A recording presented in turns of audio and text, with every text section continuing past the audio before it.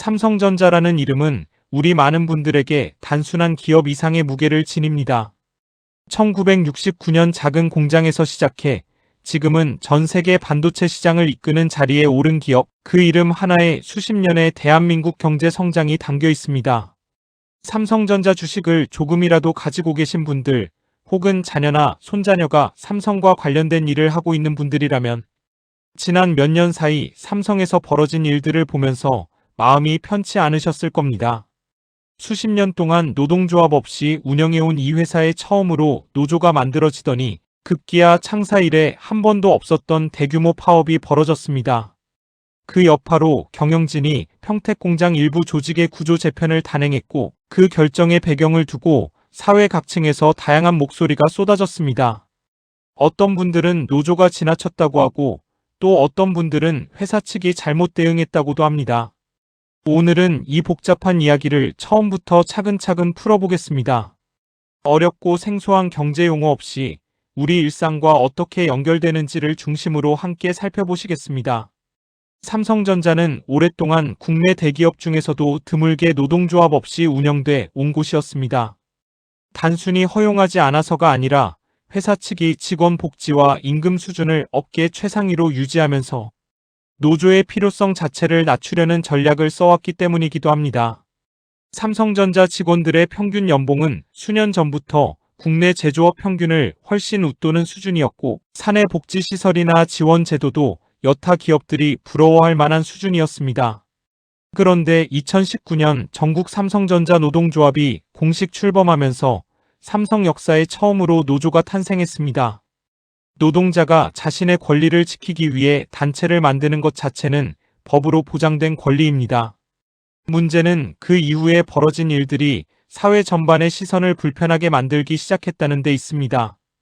귀족노조라는 말이 왜 나왔는지를 이해하려면 먼저 노조가 원래 어떤 이유로 만들어지는지를 생각해 볼 필요가 있습니다. 역사적으로 노동조합은 저임금과 열악한 근무, 환경 속에서 일하는 노동자들이 집단의 힘으로 권리를 지키기 위해 만들어진 조직입니다. 그런데 이미 연봉 1억 원 안팎의 대우를 받고 있는 대기업, 직원들이 더 많은 성과급과 임금 인상을 요구하며 나선다면 취업 자체를 못하고 있는 젊은이들이나 비정규직으로 하루하루를 버티는 노동자들의 눈에는 어떻게 보일까요? 바로 이 지점에서 귀족노조라는 비판적인 시선이 생겨난 것입니다. 이 시절의 이야기를 들어보면 그 감정이 더 또렷이 느껴집니다.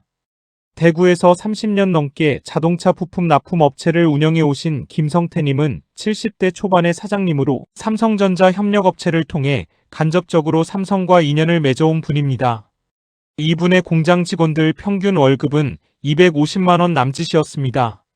초과 근무를 밥처럼 해야 하고 원청에서 납품 단가를 낮추면 그대로 감수해야 하는 구조에서 운영해온 분이었습니다. 그런데 삼성전자 직원들이 수천만 원대 성과급이 적다며 파업을 한다는 뉴스를 접하셨을 때 이분이 느낀 감정은 단순한 놀라움이 아니었습니다.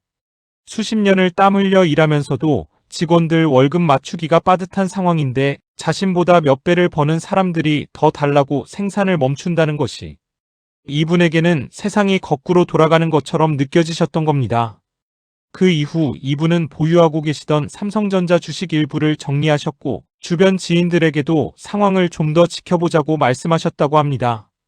대기업 노사 갈등이 그 회사 직원들 사이의 문제로만 머물지 않고 협력사와 개인 투자자들의 마음에까지 파문을 일으키기 시작한 것은 바로 이 시점이었습니다. 여러분은 이 이야기를 들으시면서 어떤 생각이 드십니까? 같은 노동자라도 처지가 이렇게 다를 수 있다는 사실이 씁쓸하게 느껴지지는 않으시나요? 2024년 여름 삼성전자 역사에 전례 없는 일이 벌어집니다. 가장 큰 노조인 전국 삼성전자 노동조합이 공식 총파업을 선언하고 수천 명의 직원이 생산 현장을 떠났습니다. 요구사항은 임금 인상, 성과급 지급 방식 개선, 그리고 노조활동 보장이었습니다. 노사 협상은 쉽게 매듭 지어지지 않았고 파업은 예상보다 긴 시간 동안 이어졌습니다. 이 파업이 유난히 큰 파장을 일으킨 데는 이유가 있습니다. 당시 삼성전자는 반도체 시장에서 매우 중요한 시험대 위에 있었습니다. 인공지능 열풍과 함께 고성능 메모리 반도체 수요가 빠르게 늘어나고 있었는데 삼성은 경쟁사인 SK하이닉스에 비해 인공지능용 고성능 메모리 공급에서 뒤처진다는 평가를 받고 있었습니다. 이런 중요한 시기에 생산 현장이 멈춘다는 것은 단순한 내부 문제가 아니었습니다.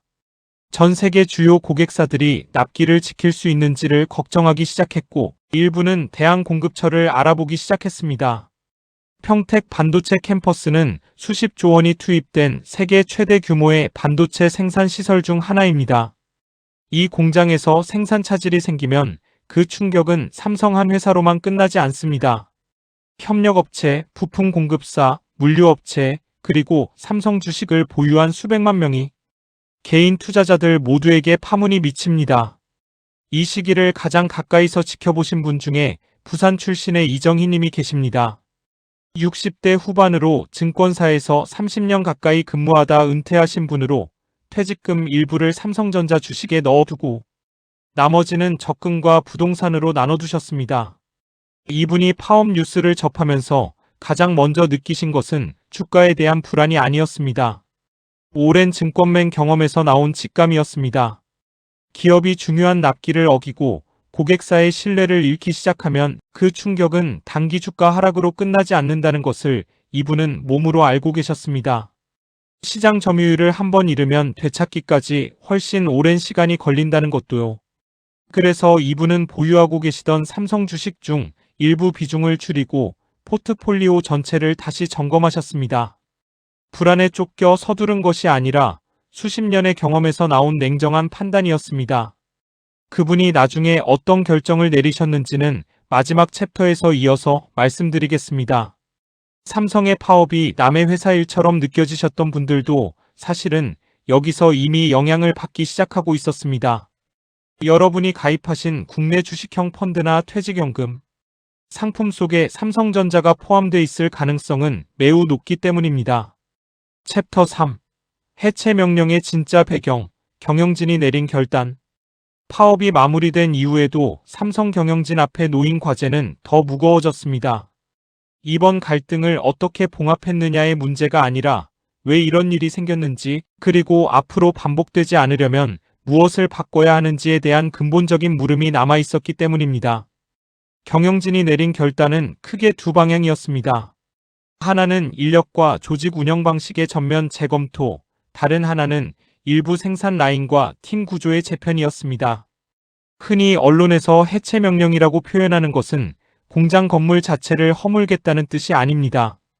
반복적으로 갈등의 진원지가 됐던 특정 조직, 구조와 운영 방식을 뜯어고치겠다는 경영상의 결단을 가리키는 표현입니다. 이와 동시에 인공지능 반도체 시장에서의 경쟁력을 회복하기 위한 생산체계 개편도 함께 이루어졌습니다. 노사 갈등 대응과 시장 경쟁력 확보라는 두 가지 과제가 맞물리면서 평택 공장 일부 라인의 재편이 단행된 것입니다. 이 결정이 발표되고 실행되던 시기에 가장 직접적인 영향을 받은 것은 그 공장 주변에서 생계를 꾸려가던 분들이었습니다. 충남에서 오랫동안 소규모 식당을 운영하신 최윤경님의 이야기가 바로 그 현실을 잘 보여줍니다. 50대 중반인 이분은 평택 공장 인근에 가게를 두고 공장 직원들을 주 고객으로 10년 넘게 장사를 해오셨습니다. 점심시간이면 300명이 넘는 손님이 찾아오던 가게였는데 파업이 시작되면서 손님이 절반 이하로 줄었습니다. 처음에는 일시적인 현상이겠거니 하고 버티셨는데 라인 재편으로 일부 직원들이 다른 사업장으로 발령을 받거나 부서를 옮기면서 고정 손님이 눈에 띄게 줄었습니다. 영업시간을 줄이고 직원 수도 조정하면서 몇 달을 버티셨는데 그 시간이 이분에게는 정말 힘드셨다고 합니다. 노사 갈등의 후폭풍이 노조원도 경영진도 아닌 그 주변에서 조용히 살아가는 분들의 일상을 이렇게 흔들어 놓습니다. 다행히 공장 가동이 점차 정상화되고 새로운 인력이 유입되면서 이분의 가게도 조금씩 회복되기 시작했습니다. 하지만 예전 수준으로 완전히 돌아오기까지는 꽤 긴 시간이 걸렸고 그 사이 빌린 돈과 이자, 부담이 남아 여전히 마음이 편치 않으시다고 하셨습니다. 경영진의 이 결단이 옳은지 그른지는 지금 당장 단정할 수 없습니다. 다만 분명한 것은 이 결단이 내부 갈등을 잠재우는 데 그치는 것이 아니라 삼성이 앞으로 어떤 기업이 될 것인지를 결정하는 중요한 분기점이었다는 사실입니다. 삼성전자는 우리나라 주식시장 전체에서 차지하는 비중이 매우 큰 기업입니다. 이 회사 주가가 오르고 내리는 것이 코스피 지수에 직접 영향을 주고 그 파동은 개인 투자자들, 국민연금을 포함한 각종 연기금, 퇴직연금, 그리고 시중에서 판매되는 수많은 국내 주식형 펀드 상품에까지 이어집니다. 삼성이 흔들리면 그 여파는 삼성 직원들에게만 머물지 않습니다. 이번 노조 갈등과 구조 재편이 우리 일상에 미치는 영향은 크게 세 가지 방향에서 생각해 볼 수 있습니다. 먼저 직접 투자 자산의 가치 변화입니다. 삼성전자 주식을 직접 보유하고 계신 분들은 이미 느끼셨겠지만 직접 보유하지 않더라도 삼성 비중이 높은 국내 펀드나 퇴직연금, 상품을 통해 간접적으로 영향을 받고 있는 분들이 훨씬 더 많습니다. 다음으로 협력업체와 지역경제의 연쇄 충격입니다. 삼성전자와 직간접으로 연결된 협력업체는 수천 개에 달하고 거기서 일하는 직원들까지 합치면 그 규모는 상상을 초월합니다. 마지막으로 국가 수출 경쟁력의 문제입니다. 반도체는 대한민국 수출의 핵심 품목인데 삼성의 글로벌 경쟁력이 약해진다는 것은 곧 나라 전체의 수출 성적표에 영향을 미친다는 뜻입니다. 이 현실을 몸으로 느끼신 분으로 전북 전주에 사시는 박명수님의 이야기를 들어보겠습니다. 70대 초반으로 오랫동안 공직에 계시다가 퇴직하신 이분은 퇴직금 일부를 국내 주식형 펀드에 넣어두셨는데 그 펀드의 주요 보유 종목 중 하나가 삼성전자였습니다. 2024년 하반기에 삼성전자 주가가 좀처럼 기운을 차리지 못하면서 이분의 펀드 수익률도 함께 내려앉았습니다. 처음에는 일시적인 조정이겠거니 하고 기다리셨는데 수개월이 지나도 회복 기미가 보이지 않자 직접 은행 창구를 찾아가 담당 직원과 상담을 하셨습니다. 담당 직원은 삼성의 경쟁력 회복 여부를 좀 더 지켜보는 게 좋겠다고 했지만 이분은 원금이 줄어드는 것을 눈으로 보면서 불안감을 떨쳐내기가 쉽지 않으셨습니다.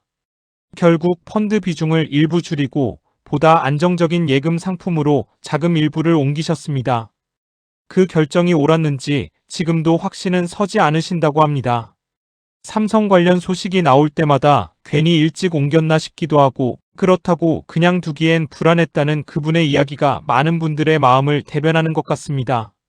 한 기업의 노사 갈등이 퇴직 후 조용히 살아가려는 어르신들의 노후, 자산에까지 이렇게 직접적인 영향을 미친다는 사실, 우리 모두의 이야기임을 다시 한번 느끼게 되지 않으십니까? 챕터 5.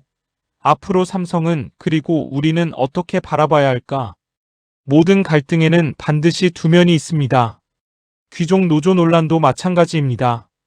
비판하는 쪽에서는 이미 높은 대우를 받는 직원들이 더 많은 것을 요구하는 것은 다른 노동자들과 사회 전체에 부담을 떠넘기는 행위라고 말합니다. 반대쪽에서는 기업이 막대한 이익을 거두는 한 직원들의 정당한 분배 요구를 억압할 수 없다고 말합니다. 어느 한쪽이 완전히 옳다고 단정짓기 어렵습니다. 다만 분명한 것은 이 갈등이 어떻게 해결되느냐가 삼성이라는 기업의 미래를 좌우하고 그 결과는 결국 우리 모두에게 돌아온다는 사실입니다. 삼성전자는 현재 인공지능 반도체 시장에서의 경쟁력 회복을 최우선 과제로 삼고 막대한 투자를 이어가고 있습니다. 평택 공장의 구조 재편도 그 큰 그림 안에서 이루어진 과정으로 볼 수 있습니다. 새로운 생산 체계를 갖추고 핵심 기술 경쟁에서 다시 앞서가려는 도전이 지금도 진행 중인 것입니다. 이 경쟁에서 삼성이 어떤 성과를 낼지는 시간을 두고 지켜봐야 알 수 있습니다. 앞서 말씀드린 이정희님, 파업 이후 포트폴리오를 재점검하셨던 그분의 이야기를 이어드리겠습니다. 수개월이 지나 반도체 시장 회복 신호가 조금씩 나오고 삼성이 기술 격차를 좁히고 있다는 보도들이 이어지자 이분은 다시 조심스럽게 관련 투자를 재개하셨습니다. 그런데 이번에는 방식이 달랐습니다. 이전처럼 삼성전자 주식 한 종목에 집중하는 대신 국내외 반도체 관련 지수를 고루 담은 분산 상품으로 접근하셨습니다. 오랜 증권 경험에서 나온 이분의 결론은 이렇습니다. 아무리 좋은 기업이라도 한 곳에 집중하면 그 기업 하나의 위기가 곧 자신의 위기가 된다.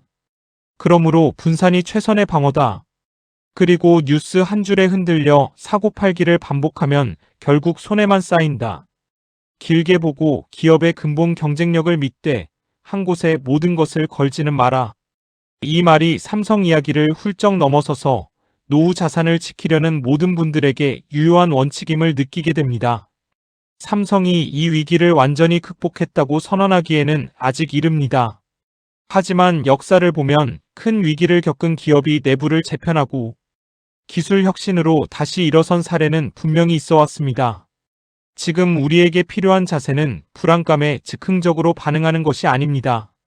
차분히 상황을 지켜보고 한쪽 목소리만이 아닌 다양한 정보를 살피며 필요하다면 전문가와 상담해 자신의 상황에 맞는 판단을 내리는 것입니다.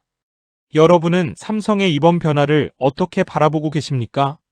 위기가 새로운 출발점이 될 수 있을지 앞으로의 흐름을 함께 지켜보시겠습니까? 마무리.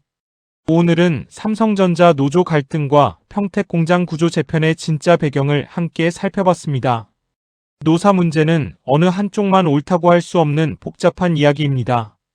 그러나 이 갈등의 파장이 삼성 직원들의 울타리 안에만 머물지 않고 협력업체, 투자자, 그리고 이름도 모르는 주변 상인들의 일상까지 흔든다는 사실만큼은 분명합니다. 불안할 때일수록 하나의 뉴스나 한쪽 목소리에만 기대지 마시고 차분하게 여러 시각을 살펴보시길 권해드립니다. 투자나 자산 관리와 관련한 결정은 반드시 전문가와 함께 검토하시고 성급한 판단보다는 긴 안목으로 바라보시는 것이 중요합니다. 오늘도 끝까지 함께 해주셔서 진심으로 감사드립니다.